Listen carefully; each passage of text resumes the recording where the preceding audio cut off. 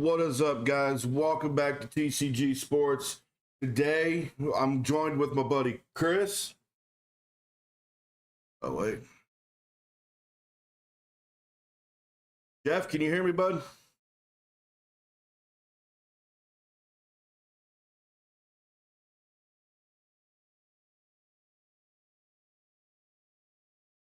Jeff, can you hear me?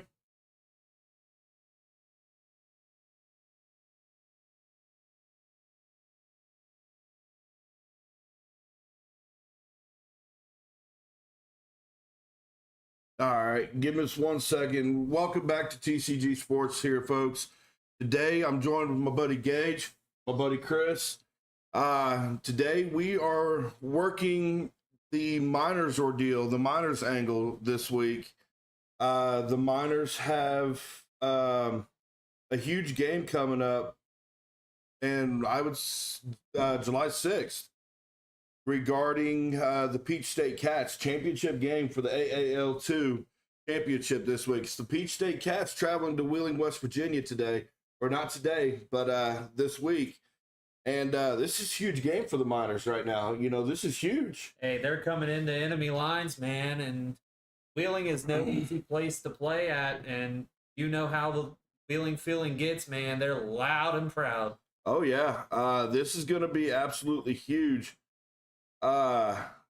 This is a lot of fans right now, and you know, I think if I'm correct, Gage Westbank Arena is going to be rocking for this game. Oh. This should be a packed house, right? Yeah, there's no way this. I'm surprised if it's not sold out yet. Oh, I wouldn't be surprised either. I mean, this is huge for the Miners right now. AAL2 inaugural season right now. 9-0 and 9-0 in this. Thank you. I completely forgot about that. Grant Russell's back from his interview, or from his honeymoon. Yes. Sorry. Yes. He's back from his honeymoon, so he's going to be starting for the Miners. You know, 9-0. I mean, you don't really see this very often. I mean, you see it through the NAL. You know, you got the Omaha Beef. Been undefeated for 700-something days now. You know, they just won their championship for the NAL. They beat Sioux City. You know, so they're huge right now at this point. And, you know, this is big. This is absolutely the biggest thing ever right now. And we are, you know, we're working some technical issues out real fast. But today we're joined live today with Wheeling Miners commentator Jeff Blumenauer today. We are back with Jeff Blumenauer in he's out of Wheeling, West Virginia. He's one of the commentators for the Miners. He's been a close friend of mine and my wife's. You know, he just had a brand new baby girl. Absolutely beautiful. Beautiful little girl. Be coming home, I'm assuming, I'm going to say Thursday from what I'm assuming. Jeff, can you hear us okay, bud? Yeah, I gotcha. Awesome. Hey, there we go. Awesome. So, ladies and gentlemen, TCG Sports, I want to send a warm welcome to Wheeling Miners commentator Jeff Blumenauer. Welcome, Jeff. Thank you for joining me today, bud. No problem, man. Thanks for having me. I appreciate it. Congratulations on the baby girl, bud. She's absolutely beautiful. How's she doing, Thank you. buddy? Good, real good. Hopefully Friday. We're hoping Friday she's able to come home. So Hopefully getting some Friday. things. Yeah, getting some things squared away. So hopefully Friday. So we're hoping for that. So that's what we're on course for right now. So Awesome, bud. Congratulations, buddy. So, Jeff, got some business to talk about, buddy. absolutely. Saturday, man, July 6th, bud. Huge game coming up for the Miners, Peach State. How the boys feeling right now? Are they ready to feed? Absolutely. There's been some trash talk going back and forth, as I'm sure you guys have seen on social media and different things. Coach Rez definitely has the guys ready to go. Everybody's locked in. Grant Russell is back. So that's a huge thing for the boys. Also, coming off of Offensive Player of the Year and MVP of the league, both is Grant Russell. And then we also clean sweep with Defensive Player of the Year in Dante Mason. So Wow. just some great awards there for the Miners on the league level. And we had 18 guys to the first team and second team honors as well. So just a great season here for the Miners. Awesome, man. I'm so happy to hear about it. By the way, Jeff, introduce to you my boss, Chris Kraus, and my good buddy Gage McCardell right here. You know me already through my wife. But this is a huge week for the Miners. Kraus, you got anything, bud? Yeah, Jeff. Wheeling Miners, huge, absolutely huge game. What do you think it's going to be like environment in Wheeling? Because I know it's going to be absolutely ecstatic. So the thing that the Cats have is they've gone to some pretty difficult venues this year, so they definitely have that in their back pocket. They did go to the Lions Den and play the Columbus Lions out of the AIF, and also went to the Snake Pit in Carolina and played the Carolina Cobras. But with that being said, they played maybe a third or second string Carolina Cobras team, not the main team of the NAL. It was a exhibition game, so they did not play most of the starters. Actually, Jarve Flowers, that now plays for us, played against Peach State with that Carolina Cobras team, so he knows a little bit of the ins and outs of that team as well. But as far as environment, if it's anything like it was the last game, they're in some trouble. I mean, that pick six by Dante Mason was started by the crowd. They were backed in their own end zone. The crowd got loud there on that play, and they snapped it way before he wanted to, and he had to throw it. He had to get it out there, and Mason jumped the route, played it beautifully, and ran it in for 6. So yeah, I mean, if the crowd's like that, I mean, they're in a world of hurt. Awesome. Gage, you got anything, bud? Now, with this being the Wheeling Miners' first season, was anyone even expecting them to go undefeated or even get to the championship? Internally, yes. Outside of that, I don't think so. Because their first 2 games of the season in this league were against the 2 teams that played in the championship game the previous season, which were the Steel City Stampede, who went undefeated last year. Their only loss was in the championship game to the Jersey Bearcats. So the Bearcats were the returning champions of the league, and we had them. So I don't think so with it being a quote-unquote expansion franchise. I don't think so. But if anybody knew anything out of Coach Rez, 4 out of the last 5 years that he has coached, he's been in a championship game. So, wow. I mean, it's a phenomenal asset to have in Coach Rez for sure. Yeah, Coach Rez has got these boys, so ready to eat on every single game. And it's absolutely amazing and phenomenal. So this is what the fourth championship in Wheeling coming in here soon. Isn't it 4th or 5th? Would be the 4th, yeah. Greyhounds had 2, the Rough Riders had 1. Okay, so this is the 4th championship game coming into Wheeling. And the last game I went to, and Jeff, something funny for you to hear, that Jersey Bearcats game when wide receiver Pete had caught the ball and went over the barricade. Me and my wife were sitting right there when he landed right in front of us. And so I made it on Facebook. Yeah, I found the clip and sent it to him. I ended up pulling a little Michael Orr, and I protected my wife, and Pete just landed right in front of us. And I have to say that was the greatest catch, because I had my hands up to catch the ball because it saw it coming right towards me. And all of a sudden, here comes Pete's hands coming out of nowhere and just snatches it right out from in front of me. I was like, oh my God, I got a player in front of my lap. Yeah, Pete's definitely somebody that'll go up and get the ball. He's a great asset to have, and he did come from Jersey. So Pete Savridis is I hope he has a good championship game. He's definitely a good possession wide receiver, somebody that'll go up and get the ball. Obviously, you know that because he was in your lap. So, absolutely. So Jeff, my question for you now is what's the key factors for the Miners this Saturday? What do they got to do to knock Peach State out completely and win this championship game now, bud? It all defensive line, no matter what kind of football it is, NFL, CFL, indoor, anything, it doesn't matter. It always starts in the trenches. If you can't protect your quarterback, you're done. If you can't get after the quarterback, you're done. It's all within the trenches. The skill players, they'll work themselves out, but it's all within the trenches. And our offensive line, defensive line has definitely been the key within the year. We'll talk about the defense for a minute. 10 quarters, no touchdowns given up by Coach Mont's defense. Unbelievable. no defensive touchdowns at all. The 2 touchdowns that Jersey had against them was a pick six and a returned kickoff return. It was it. And Yeah. then they had 3 points scored on them in the previous game. So that's it. I mean, that's 10 quarters worth of football. That's a lot. I don't care what. That defense, like 2 weeks ago on Saturday, that defense was absolutely stout. Yeah. Like, that defense, those are some workhorses right there. Those are some dogs on that defensive line right there.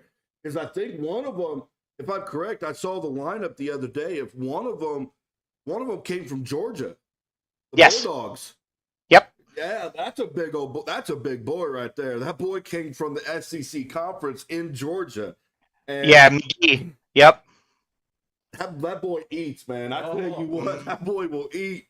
Kraus, what do we got going on here, bud? What's going on with this? I don't know, man. From what I've watched of highlights and different clips that I've seen of the Miners, I mean, they are gonna raise havoc next year in the NAL. Yeah, I think my biggest concern when they go to the NAL for the Miners next year is Omaha.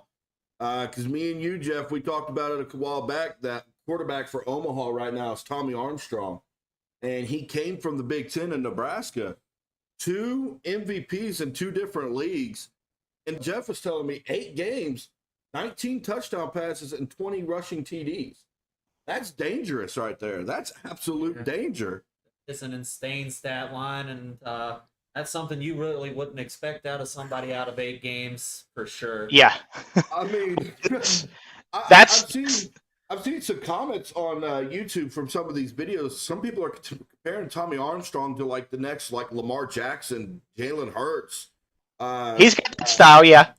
But that's the difference with going to the NAL. They play more of indoor rules, and it more allows you to have more of a rounded quarterback that can run and throw. Because right now we only have one guy in motion on offense. When we go to the NAL, we'll have 2. Yeah. So they'll have 2. Now we have 2 linebackers, a Mac and a Jack. That is non-existent next year. It'll just be 1 linebacker and a Mac. You'll go from 3 defensive backs to 4 defensive backs. So you'll have more to cover. And if you have a decent running back and a good running quarterback, that's really the key to success, really, on the offensive side of the ball. You can do a little bit more. You can set up more screens. RPO game is there. It's not there right now. It will be next year when it's more spread out and it's more football, I guess you could say, rather than just running back being an extra offensive lineman in the arena game like we're used to this year. Gage, you got anything, bud? Now, with the Miners going to the NAL next year, do you think this is too soon for them, or do you think they're going to be ready to win it? No, I don't. You can never say win it, but I think they'll compete because Coach Rez, from a business standpoint and a coaching standpoint, is built a team to where he could go anywhere. Now, with that being said, contracts are only 1 year in arena. They're 1 year game by game. So if you really wanted to, by next season, you could have a totally different team. Nobody's safe, so to speak. So they could bring in and reload a whole new team if they wanted to. But I think it's the right move. The problem is the league that they're in now is a developmental league, and it's really just that. It was a smart business move of trying to get the fans back into Wheeling, which that we haven't had football in 5 years. In the arena in Wheeling. So it's nice to get a season under our belt, get the fans back into it, get the players here, get everything established, and then go up to a bigger league in the NAL. I could honestly say 2 weeks ago, that crowd against Jersey was absolutely amazing. That crowd in West Banco Arena lit it up in the 4th quarter. I'm telling you right now, I told my boss, Jeff, that when if you would have had a phone call in that 4th quarter, you might as well have just ignored the phone call because you weren't hearing anything at all. And for Jersey, I think that was their biggest demise right there. When that crowd gets in effect in West Banco, and it's the same way with the Nailers games as well. When that crowd gets in, you might as well forget it. You're not doing much of anything. No, and that's one thing that Ricky, who is the owner of the Omaha Beef and also the president of expansion in the NAL, when he came for the press conference, that's one thing that he talked about was the fact of the venue. And yes, it's small, but you get, 2,500 to 3,000 people in there. It's loud because everybody's on top of each other. You know what I mean? Where if you go to somewhere like a Jacksonville or Arizona, to where they're bigger venues and they may pull in, 10,000, 9,000 fans, but you put them in a 32,000 seat venue, it doesn't sound loud at all. No. You know what I mean? So I mean, there's nice lower arenas and things like that, and you'll start to see that going into the NAL next year. There's a lot of those smaller arenas that they play in, and it's really nice for crowds and really nice for the environment as well. So Jeff, Wednesday, big event going up in the Highlands, bud. What's going on with that? So we normally we do our coaches show out of Generations. It was something that we did every week, and we will continue to do after the championship game. We'll do some a few shows here and there, but it was something that we're going to continue for next year as well. So it's an hour or so at Generations every week. We have players on, Coach Rez, myself, and then Jim, who runs the show. We always do it, but we're going to do it from the Highlands this week, or Wednesday, with being the 4th of July celebration. Pretty sure we're doing the show at a Quaker Steak this coming Wednesday, tomorrow. Yeah. So it'll be interesting to see the show and do things like that. So, and it's always on either Inside the Walls Network or on the Miners Facebook and also their YouTube. So it's a live show, but you can go back and rewatch all the episodes. They're all there, so check it out. Like I said, a lot of good information comes from that. A lot of people were like, "Hey, I didn't hear about this." Watch the show, you'll hear it. Yeah, no doubt. Yeah, Chris, you got something, bud? How do you feel about just everything coming together for Wheeling, and how does it feel to be like the main guy calling these games? Like, how pumped are you with these games coming? So I really excited. So my broadcast partner, Chris Thoburn, he actually is the one that got me into broadcasting. I've been broadcasting for 5 years now. We were with the Rough Riders. He was their broadcaster, and then I was just doing some odds and end things with them, doing some interviews, working the chain gang, stuff like that. And then that year came around, and I got into high school football with him, and we've been doing high school football for 5 years now. So that's a lot of fun. But being able to, I've always loved arena football. I've always, as you can see, I have a plethora of helmets back here from different teams in the valley and stuff. Just really love the arena game, and getting the chance to call it at a high level is really awesome. We were actually supposed to go down to, and here's the thing that not a lot of people know, Chris and I were actually supposed to go down and do the Carolina Cobras last year. But some things happened to where I didn't get to go. He did their PA announcing for them last year, and then the Miners came about. Coach Rez got a hold of us and talked to us and things, and we worked it out to where we would do it. We're working with JB, with One JB Media, who is excellent. All the camera angles and different things that you see, all the bells and whistles, he has it looking like ESPN. Man, his whole crew does a heck of a job.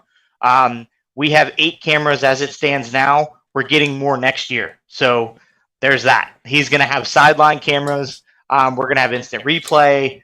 It's going to be, I'm excited. But as for this year, I'm excited to call the championship game. I was on the field for the 2019 game when the Rough Riders played the Carolina Energy. It was a cool moment for me to be down there, but to be able to call this one Saturday night is going to be really cool.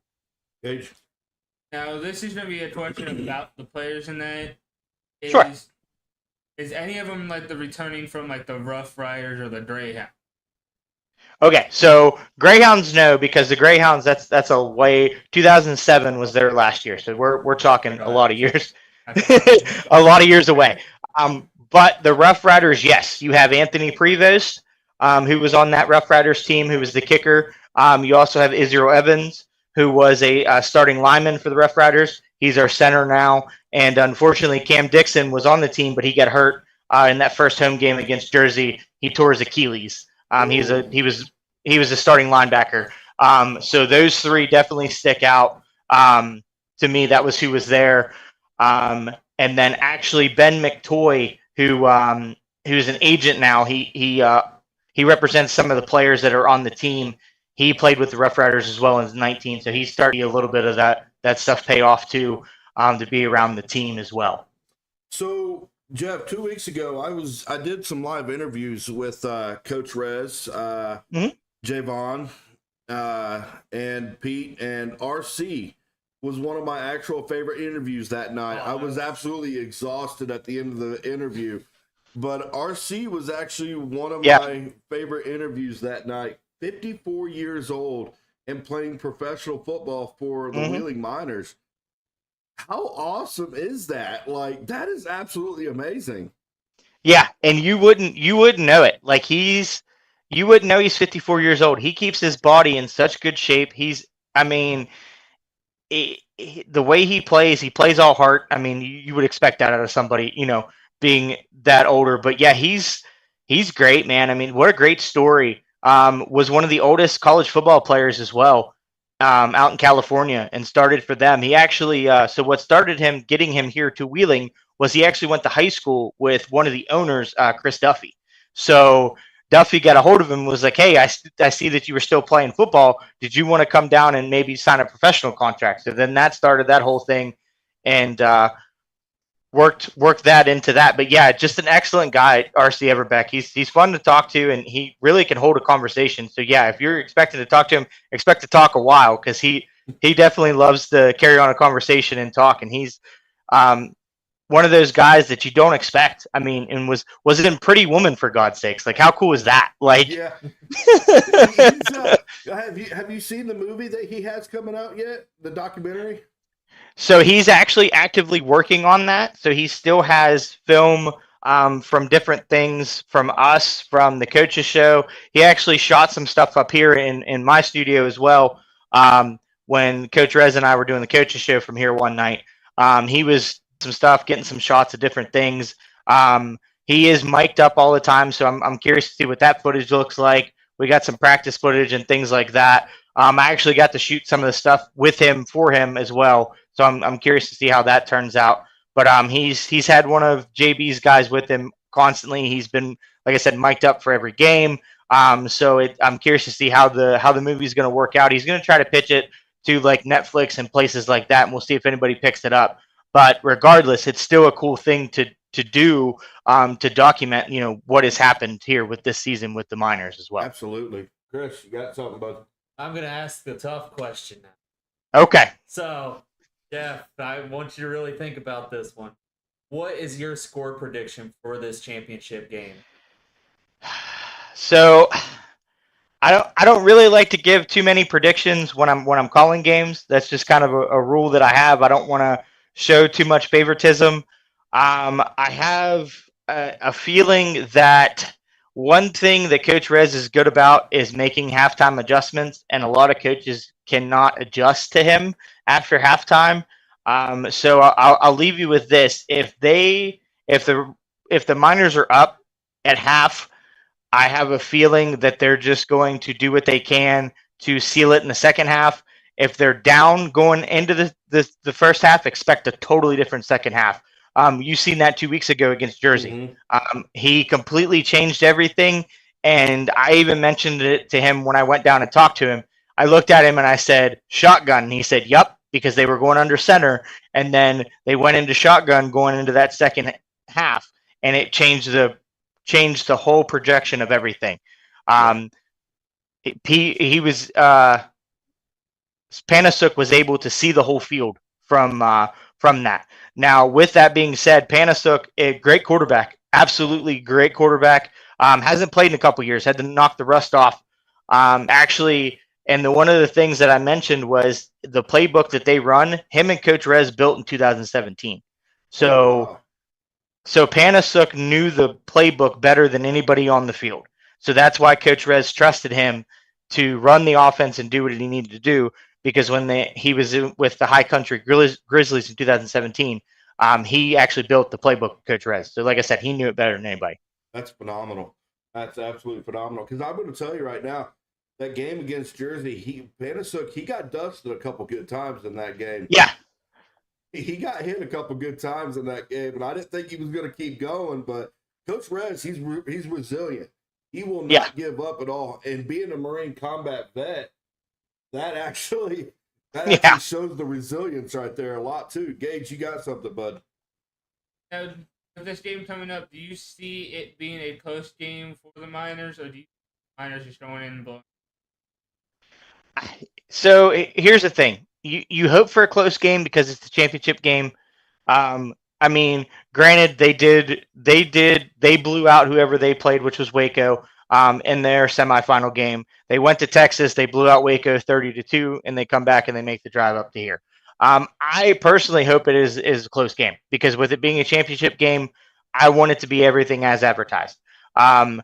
Peach State has been around for a long time, so they definitely have the recipe to do so. The problem with them is, and different from us, is they're around a lot of arena teams that are in higher leagues. So a lot of their guys get plucked and gone different places. So they have really good players that come with them, and then after a while, they'll go to Columbus, Georgia, and play for the Lions, or they'll go to Carolina and play for the Cobras. They're so centrally located that they get plucked from the players that are good. Their quarterback's not bad. He's really good. They got some weapons. They got their kick returner actually won special teams player of the year in the NA or in the AAL too. So I like I said, I hope it's a good game. I really do. I just don't know if Peach State realizes what they're in store for. I don't think they realize how much difficult the North was than the South. I'll put it that way. And like I said, they're going off of, yes, they went and played Peach or the Cobras, and they went and played the Lions. But I don't know. It's hard to gauge because you don't know what the other teams have on the other side with it not being a choreographed league per se. Okay. It's hard to get rosters and know who these people are. You know what I mean? And that's half the fun of my job is trying to figure out who these guys are. But I really hope that it's a good game. Now, with that being said, in 2019, the Rough Riders played the Energy. We knew nothing of the Energy. They were on the other side of the bracket. They come in, they knocked us around a little bit in the first couple quarters. In the second half, they made adjustments and they blew them out in the second half. I could very easily see that happening as well, depending on how it goes. It just depends on honestly who starts the quickest. You know what I mean? And that's one thing that Coach Rez likes to do is he will fill you out first, and then he'll throw the ball deep downfield. And that's one thing that you can do at West Bank Arena that you can't do most places that they played in the league is we actually play in an actual arena. Like I hate to say that, but with being in a developmental league, the championship game, regardless, was going to be in Wheeling because we have the best venue. So there's that. So West Banco Arena is absolutely one of the best venues to play in, especially for the Nailers as well, the Wheeling Nailers. And so Jeff, big game come up Saturday. We're going to be there tomorrow up in the Highlands tomorrow, so we'll probably see a lot of you guys up there tomorrow. And we got our business cards come in on Monday. Our business. So that's actually a huge step for us right now. So yeah, I'm kind of with Jeff a little bit. I don't want to see. I like watching the blowout games because what was it 3-4 weeks ago? The Miners played Maryland. yeah, And Maryland got destroyed 77-3. Well, yeah.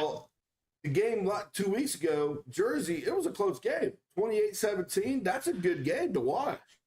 And I kind of got to agree with Jeff. I want to see a close game for this. Absolutely. And that's I want to see the Miners win without a doubt. Yeah. Well, that's my thing too. Selfishly, I don't want to call a blowout. That's boring to me. I run out of stuff to talk about. You know what I mean? Like you gotta basically create rain coverage because I mean there's nothing going on. So what do you talk about? You know what I mean? So it's one of those things that if it's a good game going on, you always have something to talk about. But if it's a blowout, then there's really nothing to talk about, and it makes my job a lot harder. All right, so Jeff, I have to ask you a question real quick, bud. Sure. Do you believe in the great Joe Hendry? Absolutely. You were going to bring that up in the podcast. Absolutely. I knew I should have took the over on that bet. No, I saw that. No, because on the coach's show, and when Jeff does a little bit of gaming on StreamYard, a little bit too, I caught some of his gaming on R&R Gaming as well, and they had a pop up. They had a pop up of the I believe in Joe Hendry going on over there. So I had to ask if he had to believe in Joe Hendry here. But Jeff, I don't want to take up a lot of your time tonight, bud. But we do have, because I saw you on the coaches show the other day. The guy that you guys were running the other guy you were running the coaches show with, you guys were talking about another big event coming up July 6th as well. WWE's Money in the Bank is coming up, and you got the guy was talking about we're going to have to be watching that on our phone while we're doing the commentating for the minor. I'm gonna be watching it live. He's going to be watching it live. We're We'll going to be at the game. And so Jeff, I gotta get your predictions for something real quick, bud. I Okay. gotta have your predictions here, man. So July 6th, Money in the Bank's up in Toronto. What's your ultimate predictions for the men's Money in the Bank, bud? So it's all over the place, and that's what I kind of like. Triple H has definitely kept us on our toes. I mean, there's different things of everybody that's in the Money in the Bank match that could go different ways, right? So you have Gable, for instance. If Gable goes up and tries to get the briefcase, the Wyatt Six comes out. There it is. If you There it is. You know what I mean? And then if you have McIntyre go up, Punk goes up. You know what I mean? So he's messing him out of it. And it's just, and then, Uso, same way. Bloodline comes out. So I mean it's hard to, there's so many unpredictabilities with the men's. It's hard to say. And then LA Knight would be Logan Paul. So I mean it's hard to say. Every little thing has a little bit of pizzazz to it. It's one of the ones that you look at and go, I don't know who's going to win it. Because before it was so predictable, unfortunately. But now you're like, well, this and this and this and this. It's hard to say. So who's your Money in the Bank winner, bud? Just a small prediction. Who do you think? Like I said, it's hard to say. Honestly, I'd love to see Gable, just because I think he needs to he needs to get that push. I don't think LA Knight needs it. I don't think he needs it just yet. I think the match they're going to build towards for him, I think, is going to be him and Logan Paul at SummerSlam, which will be in Cleveland, which is Logan Paul's backyard. So I feel like that's going to be a big match for them there. McIntyre doesn't get per se because he's still going with the whole CM Punk thing. So like I said, I don't know. It's hard to say. I'm really curious. I would assume that Uso would be a good pick, but like I said, I don't know how you work that out. Is that a long time storytelling to where eventually Solo gets the belt? Because that would be the only way you would want to do it, is if you wrap it around that way. So it's hard to look at it and see. I like the unpredictability. Like I said before, I could tell you exactly who it was, where it was going, but now I like the unpredictability of it all. I'm running out of time here. I got LA Knight winning it. I got LA Knight winning. You got the Uso. Yep, I got Jay. And you got who? I got to go with the Yeet movement, man. He's got Jay. I've got LA Knight winning it. My biggest match that I'm looking at, the two biggest match I'm looking at for Money in the Bank, is Damian Priest versus Seth Rollins, bud. Who do you got winning that one? Do you think Seth's going to regain that title? Yes and no, because I mean that's something you want to do at a bigger pay-per-view, but I think it's probably the time of Damian Priest, unfortunately, is run out. He was definitely a transitional champion for that, and I think Seth walks away with it, and then that goes into another storyline somewhere down the road. I could see it working both ways, but like I said, my thing would have been put Finn Balor in the Money in the Bank and have him win it, and then put that with Damian Priest and create that rivalry. I think that would have been a good twist on the whole thing there, is just build that story. You know what I mean? Because I hate to say it, but there's something going with Liv Morgan and Finn Balor. It's not Dom. I think Dom is the cover-up. I think it's the other way around. So I think there's something big coming there. So. All right. Well, our last prediction I kind of want to hear is Cody, Kevin Owens, and Randy versus Bloodline 2.0, man. Are we looking at a heavy hitter match here, or who's winning this one? I think so, and I think you have Roman show up. I think. It's definitely. it's definitely set up for that after Heyman going through the table this past week on SmackDown. I think that sets that up, and then that or my hope would be to push it to SummerSlam and then try to build it from SummerSlam to Survivor Series to get War Games with Old Bloodline, New Bloodline. That's the ultimate payoff would be for that. Final questions, bud? I got. Final question for you? I don't really got anything else. Jeff, I got to honestly say, I think Coach Rez has got these boys ready to eat for Saturday. I think these boys are ready to feed. I think they're hungry for this championship to come back to West Baker Arena.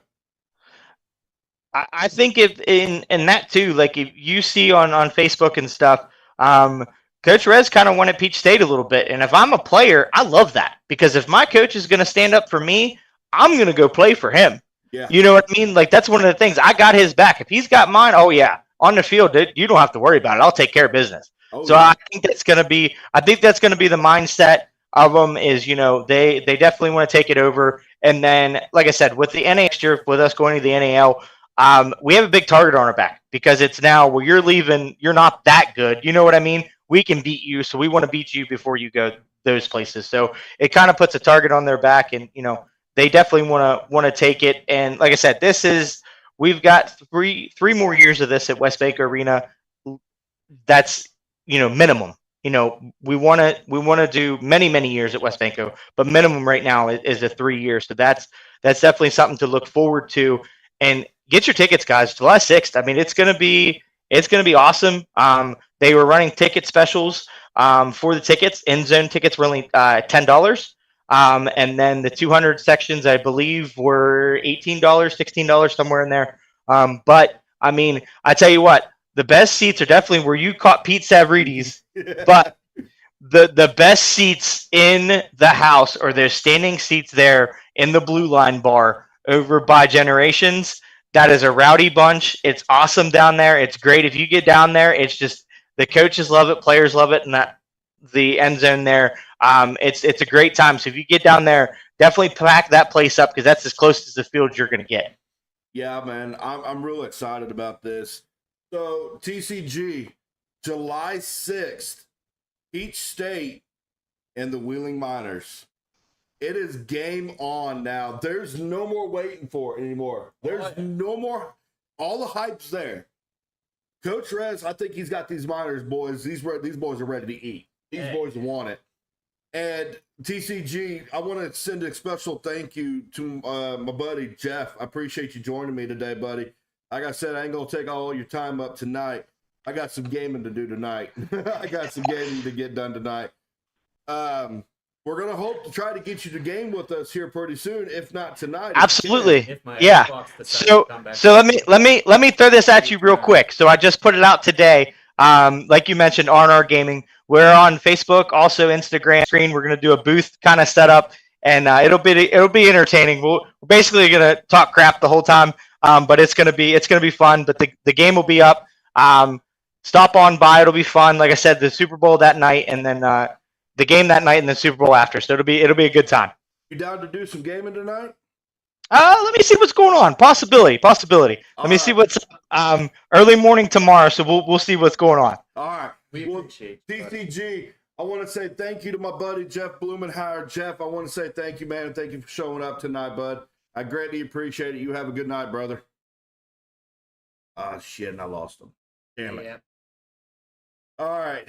So, today was actually a phenomenal day, actually, for TCG, for us today, actually. So, we lost Jeff. Our recording had stopped almost immediately for that. And, Yeah. yeah, I did.